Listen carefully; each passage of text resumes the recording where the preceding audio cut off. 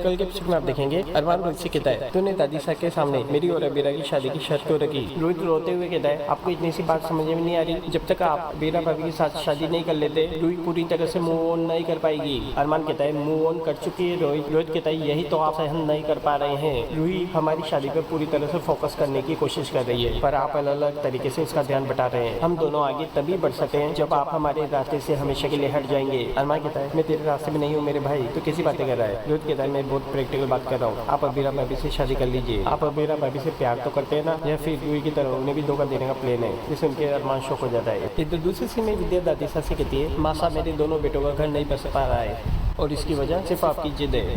दादी से कहती है विद्या कहती है मैं आपको एक बात बता दूं माँ साहब, अगर अबीरा और अरमान की शादी नहीं हुई तो इसमें सबसे ज्यादा नुकसान आपको ही होगा। माँ साहब रोहित रूही पर हमेशा शक करता रहेगा, रोहित अरमान से नाराज रहेगा और वो दुखी रहेगा और दुख से भरा हुआ रोहित फर्म को सही तरीके से नहीं संभाल पाएगा। आपका पौधा परिवार, आपका पौधा फर्म, आपकी विरासत सब बर्बाद हो जाएगा। माँ साहब दादी से इमोशनल होने लगती है, लेकिन उसे पुरानी बातें याद आ जाती है और वो कहती है कि हम उस लड़के को कभी नहीं अपनाएंगे।